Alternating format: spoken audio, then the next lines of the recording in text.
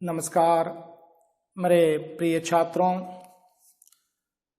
B प्रथम वर्ष के प्रथम सत्र के कक्षा में आप सभी को मनपूर्वक स्वागत करते हुए आपके पाठ्यक्रम के लिए चयनित दूसरी कहानी पर्दा, इस कहानी के कहानीकार हैं यशपाल जी।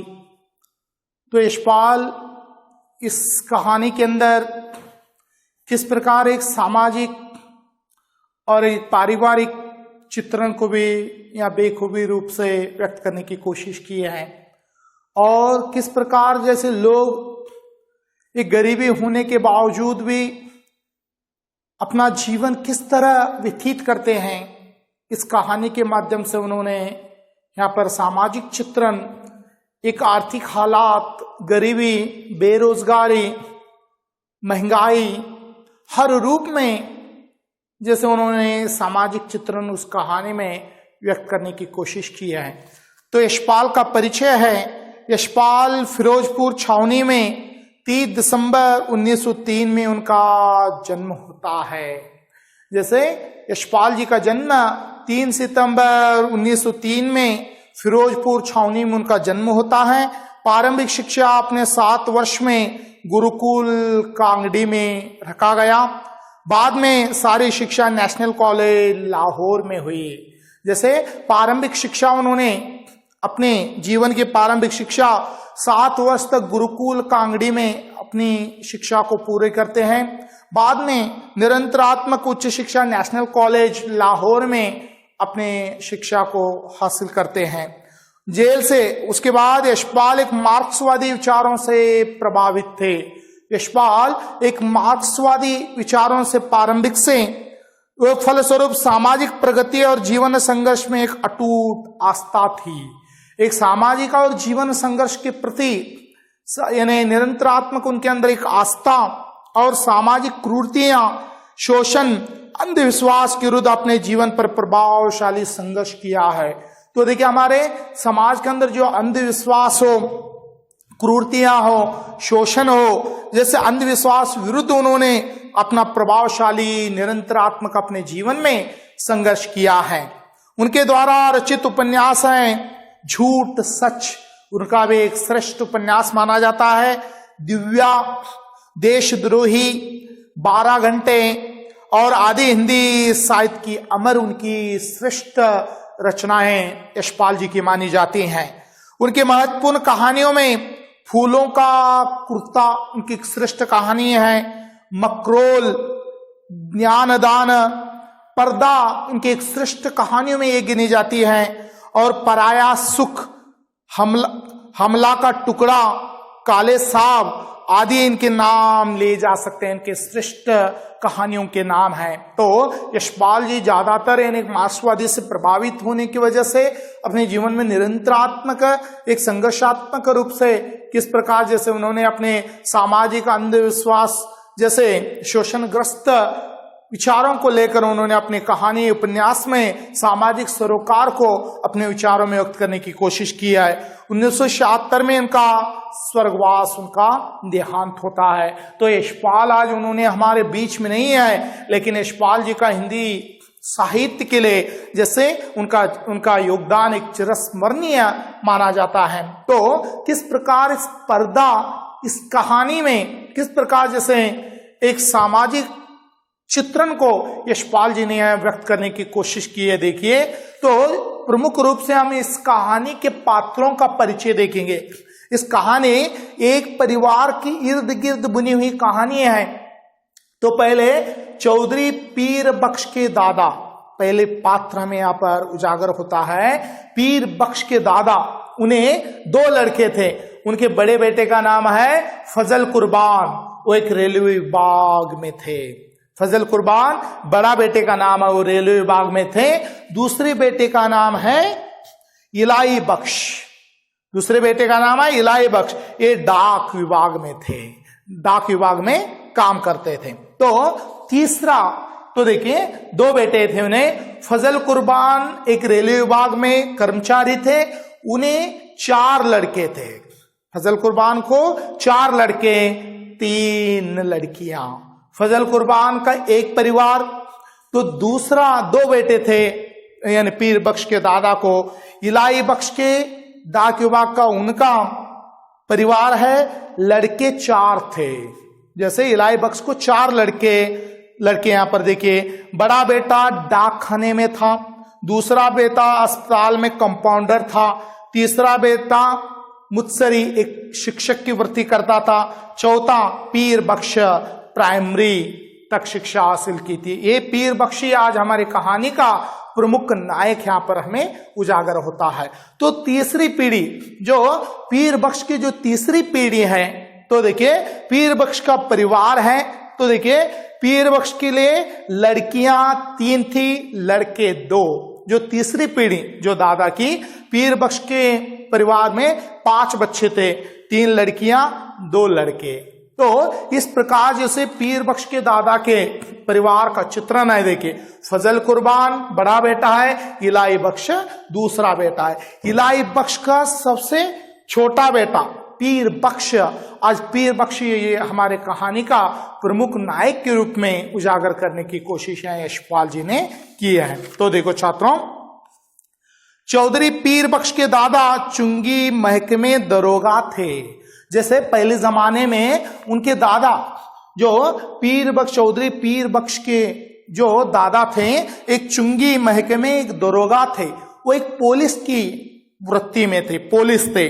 आमदनी अच्छी थी, उस समय सैलरी अच्छी थी। एक छोटा पर पक्का मकान भी उन्होंने बनवा लिया था। तो देखिए उनके दादा, एक तनख्वाह भी अच्छी थी, एक मकान छोटा था लेकिन पक्का मकान उन्होंने बनवा लिया था। लड़कों को पूरी तालीम दी उन्होंने। तो पीर बख्श के दादा को 2 लड़के थे, बड़े बेटे का नाम है फजल कुर्बान, छोटे बेटे का नाम है इलाही बख्श। दोनों बेटों को उन्होंने एक अच्छी शिक्षा देते हैं और लड़कों को पूरी तालीम दी। दोनों लड़के एंट्रेंस पास कर रेलवे और डाक खाने में बाबू हो गए। तो देखिए अच्छी एग्जाम, अच्छी तालीम हासिल की। एक बड़ा बेटा फजल कुर्बान रेलवे विभाग में चला गया, दूसरा इलाही बख्श डाक विभाग में चला गया। दोनों ने शिक्षा हासिल कर अपने अपने पद पर चले गए। चौधरी साहब की जिंदगी में लड़कों के ब्याह और बाल बच्चों के हुए, लेकिन ओहदे में खास तरक्की नहीं हुई। तो देखिए दोनों बच्चे तालीम हासिल कर फजल कुर्बान और इलाही बख्श दोनों ने नौकरी पकड़ते हैं, दोनों का विवाह होता है। तो देखिए फजल कुर्बान को 7 बच्चे होते हैं और इलाही बख्श को 4 बच्चे होते हैं। लेकिन चौधरी पीर बख्श के दादा को सैलरी में इंक्रीज नहीं होता। जैसे सैलरी लड़के के ब्याह बाल बच्चे हुए लेकिन खास तरक्की नहीं हुई। 30 और 40 रुपया माहवारा दर्जा था। कितने सैलरी थी मंथली? 30-40 रुपए माहवारा उन्हें क्या होता, जैसे पगार यानी सैलरी मिलती। अपने जमाने की याद कर चौधरी साहब कहते हैं, वो भी क्या वक्त था, लोग मिडिल पास कर डिप्टी कलेक्टरी करते थे। देखिए पहले जमाने में क्या करते, मिडिल पास होकर डिप्टी कलेक्टर बन जाते थे। लेकिन देखिए आज उच्चतर शिक्षा हासिल करने के बाद भी आज नौकरियों मिलना भी आज के जमाने में क्या हो गया, जैसे मुश्किल हो गया है। पहले के जमाने में मिडिल पास होने के बाद भी डिप्टी कलेक्टर बनते थे और आज कर तालीम है कि एंट्रेंस तक अंग्रेजी पढ़कर लड़के 30-40 के आगे नहीं बढ़ पाते। जैसे एंट्रेंस एजुकेशन तक पढ़कर भी इनके बेटे फजल अली और इलाही बख्श 30-40 से ज्यादा वो सैलरी प्राप्त नहीं करते। बेटों को ऊंचे ओहदों पर देखने का अरमान लिए हुए उन्होंने आंखें मूंद ली। जैसे इसी प्रकार बेटों को उच्च पद पर आगे बढ़े, एक रेलवे विभाग में था, एक डाक विभाग में था, बेटे उच्च पद पर आगे बढ़े, ऐसी आशा के सहारे उन्होंने आंखें मूंद ली, यानी उनका जीवन समाप्त हो गया।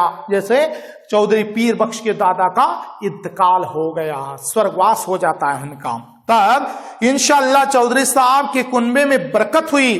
चौधरी फजल कुर्बान रेलवे में काम करते, अल्लाह ने उन्हें 4 बेटे और 3 बेटियां दी। तो देखिए बाद में जब उनके दादा का इंतकाल होता है, फजल कुर्बान जो रेलवे विभाग में थे उन्हें 4 लड़के 3 लड़कियां होती हैं और 4 बेटे और 3 बेटियां दी। चौधरी इलाई बख्श डाक खाने में थे। चौधरी इलाई जो दूसरा बेटा डाक खाने में था और इलाई बख्श डाक खाने में उन्होंने अल्लाह ने 4 बेटे और 2 लड़कियां बख्शी।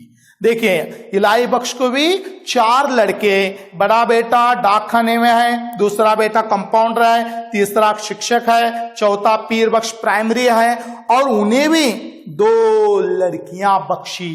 तो देखिए 4 बेटे 2 लड़कियां, प्रमुख रूप से उन्हें भी 6 बच्चे होते हैं। चौधरी खानदान अपने मकान को हवेली पुकारता, नाम बढ़ा देने पर भी जगह तंगी रही। तो देखिए इतना परिवार हुआ, चौधरी पीर बख्श के दादा का परिवार बढ़ते गया, बच्चे हो गए, जैसे फैमिली मेंबर बढ़ते गए, लेकिन मकान उतना ही था, जगह की किल्लत होने लगी। दरोगा साहब के जमाने में जनाना भीतर था और बाहर बैठक में मेंढे पर बैठा नौचा गुड़गुड़ाया करते थे।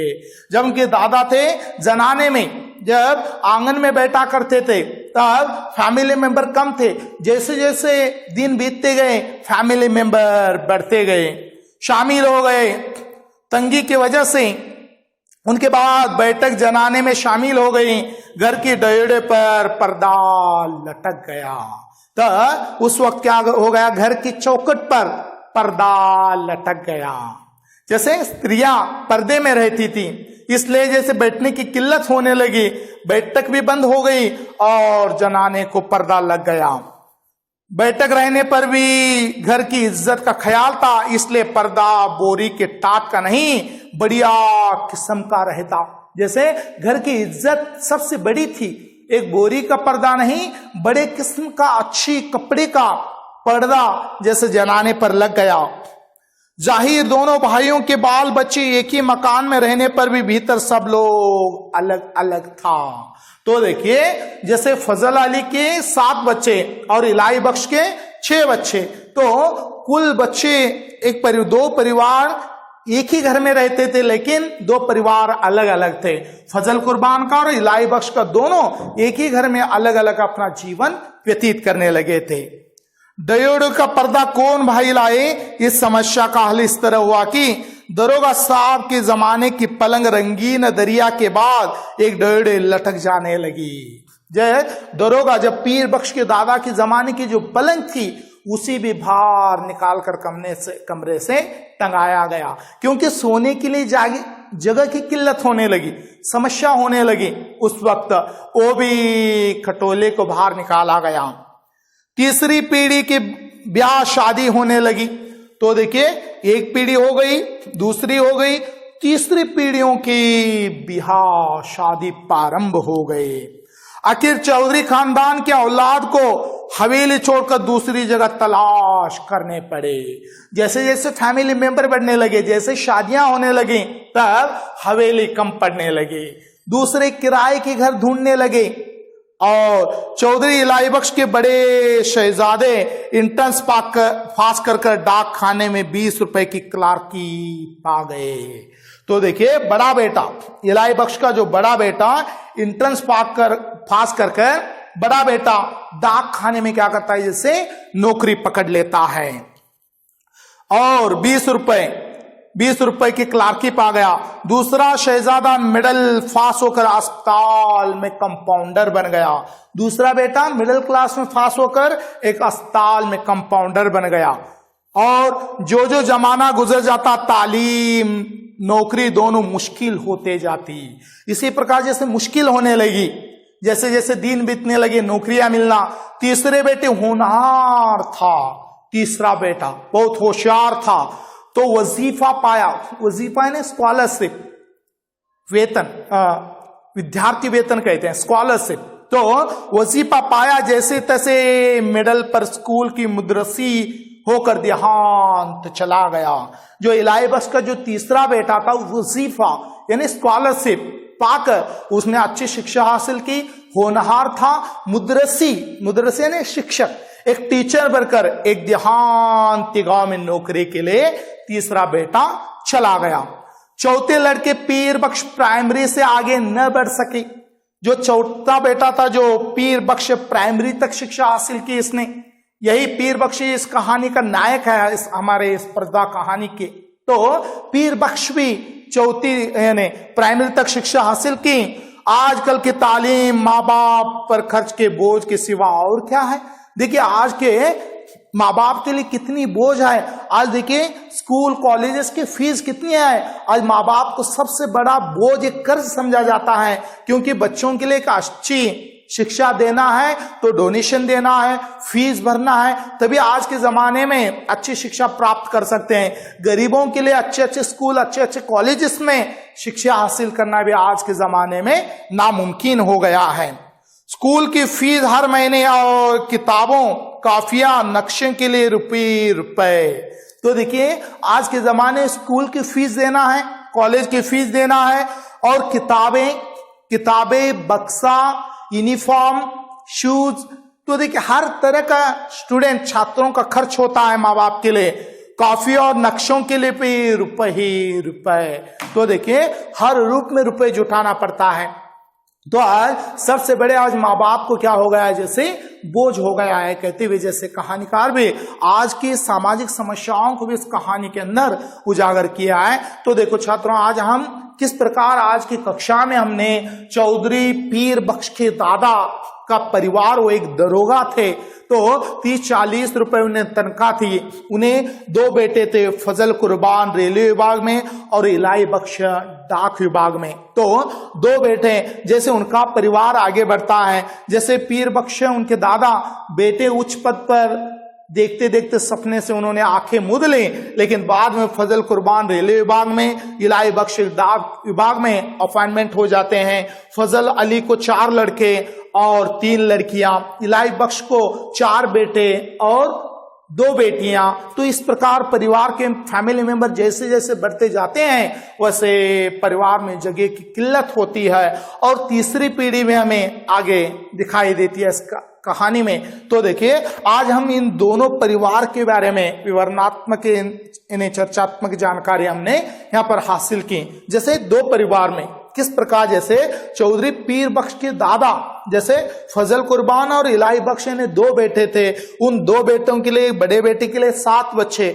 और छोटे इलाही बख्श के लिए 6 बच्चे। इस परिवार में किस प्रकार जैसे समस्या उजागर होती है, तो उस प्रकार जैसे उनको बेटे किस प्रकार किस पद पर आए, किस नौकरी करने लगे हैं, इसका भी विवरणात्मक रूप से हमने इस कक्षा में जानकारी हासिल की। तो हम अगली कक्षा में जैसे चौधरी पीर बख्श दादा की तीसरी पीढ़ी, पीर बख्श जो कहानी का जो नायक है, इसके बारे में हम अगली कक्षा में विवरणात्मक रूप में जानकारी हासिल करेंगे। तब तक के लिए मुझे इजाजत दीजिए। आप सभी को धन्यवाद।